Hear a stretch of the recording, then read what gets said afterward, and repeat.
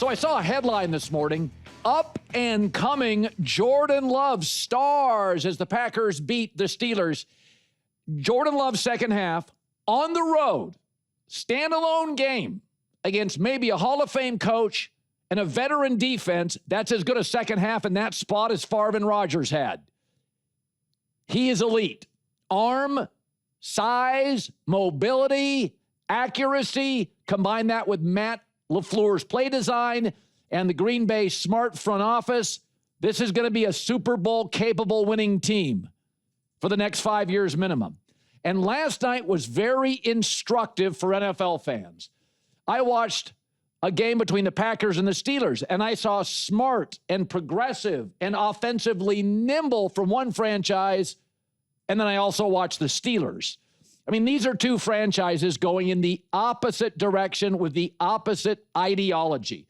Aaron Rodgers has done a good job to put some makeup on this organization, but they need a facelift. Two iconic franchises. One of them has embraced offense. One has an old quarterback, one has a young star. One is loaded with young talent at wide receiver and tight end. The other spends a fortune on defense. It's revolutionary against the Rust Belt. As Steelers spend all that money on defense, why do they tackle so poorly? And for the record, Las Vegas sees it. You know who's favored to win the AFC North this morning? The 2-5 Baltimore Ravens. You can't fool Vegas. And you can see it in the Steelers' mentality. First half, 4th and 3. Let's kick a field goal. That's not it, man. That's not it. The second half by Jordan Love and Matt LaFleur, all-time stuff. 16-19, outscore the Steelers 28-9, passer rating at 148. And the Steelers, meanwhile, dead last in fourth down attempts. It's punts and field goals. Mike Tomlin in Pittsburgh stuck in the wrong era. And it was so instructive to watch Green Bay, little small market Green Bay, draft and develop and pay. I mean, you look at what Green Bay is paying. Star quarterback, Micah Parsons, it's all the right stuff, right? There's an offensive lineman making a lot of money. There's a coach and a quarterback making money. There's a pass rusher making money.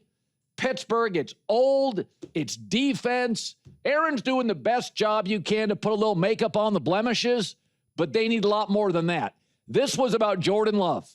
This is what Green Bay does. Pittsburgh doesn't show the urgency at quarterback, so they end up with a 41-year-old quarterback. Green Bay drafts quarterbacks 3 years before they need them, lets them develop, and Jordan Love is no longer up and coming. Stop it. He's the top 6'7" guy in the league. He has officially arrived as a star quarterback in this league. Yeah, there's no up and coming about it. That second half in that space, that defense, that coach, that was something else. And I said this last year, and I've said it a half a dozen times this year. That tight end, Kraft, that is a 10-year Pro Bowler. That guy is unbelievable. There's your Travis Kelce. I mean, that kid is unbelievable.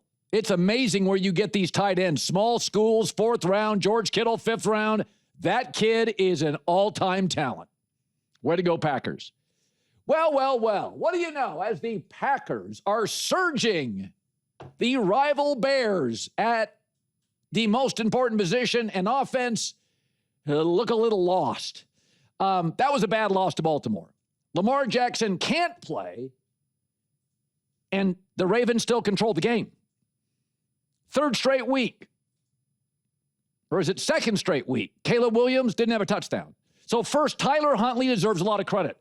The backup quarterback for the Ravens. Total pro, totally coachable, very efficient. That kid, 77% completion percentage and no turnovers. Never got the Ravens in trouble. Let's be honest. He was tremendous. He's exactly what a backup quarterback should be. Let's give that kid credit. Tyler Huntley, you are a pro. You are exactly what I want from a backup. I mean, he made every time they asked him to make a big throw, he did it. So let's just not blast Caleb. That is what a backup quarterback is. I may need you twice a year. Lamar was there high-fiving him. Pro. gets the play off in time, made 3 or 4 big throws, knew when to get down, knew when to throw it away. That's one of the best backup performances you're going to see. Now let's talk Caleb, because that's what the game was about. Ben Johnson is a timing and rhythm head coach for the Bears. Folks, Caleb's not a timing and rhythm quarterback. It's a weird marriage. Maybe it lasts, but they're going to be in therapy for 25 years. This thing is going to be a weird marriage.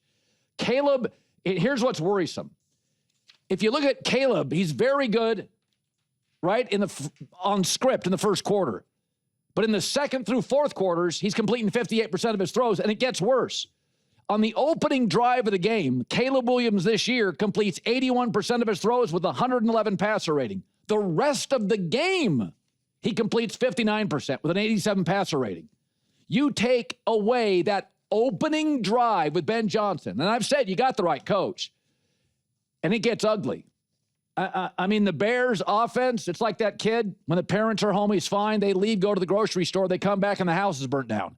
You can't script the entire game. You got to be good beyond the first or second series. You got to be able to do stuff on your own. And he's dynamic. I think he's a nice guy. He's got a big arm. He's obviously on script, very coachable. But top-tier quarterbacks hit the layups. Even the layups look hard. And that interception by Caleb is a prime example. Caleb saw it one way, that interception. He saw it one way. Ben Johnson sees this interception an entirely different way. Not good. If I would have told you before the game, one of these quarterbacks would complete 77% of his throws and have a 117 passer rating, you probably wouldn't have guessed the undrafted career backup. Not good. Again, some marriages need a lot of therapy. And I think the Bears have to play it out for the rest of the year and probably next year. And there is a big arm, that throw to DJ Moore. It can be exciting. It is fun. There are moments. He's talented. I'm not saying that. But the top-tier quarterbacks in this league all have something in common. 12 yards and under, the layups, Drake May, it's easy. I mean, it's just really easy looking. Some of this stuff is, it shouldn't be this hard. It shouldn't be this difficult. We've seen them to open the season. We've seen them with extra time. It just looks hard all the time. And again, first drive, he's one quarterback. Rest of game, he's another. So he's coachable. He listens. But you can't hold the hand. You can't babysit in this league. At some point, you're going to have 14 possessions. 12 are kind of on you. So I've said before, your eyes don't lie. This is not ideal. I mean, and for the record, Sean McVay chose Jared Goff, and he moved off him. Ben Johnson didn't choose Caleb. I'm not saying there's resentment, but this is a timing rhythm coach. It's not a timing and rhythm quarterback. You can win with timing and rhythm. You can win. Cam Newton got to a Super Bowl. You can win the other way. I think for consistency's sake, you got to be more timing and rhythm than just do it yourself. For the record, Jordan Love can do the timing and rhythm, but Jordan Love also sees the field. He does a lot of stuff on his own. So does Mahomes. I mean, the more I watch Jordan Love, you know who I see? Patrick Mahomes. That's what I see. I'm not saying he's Patrick Mahomes, but when I looked at Andrew Luck, I said 5 years ago, I'm like, Sam Darnold is like 80% of Andrew Luck. He's not as good as Andrew Luck. But when I watched Darnold come out, I said, it's like Andrew Luck, not as good. When I watched Jordan Love, size, movement, arm, can follow coaching, can be good off script, I see some Mahomes. Some Mahomes. With Caleb, I don't know exactly what I see. I don't quite know. The timing and rhythm stuff, I've said before, it's hard to quarterback efficiently in the NFL, but it can't look too hard. Like marriage isn't easy, but if you're in therapy twice a week, it probably isn't going to work, right?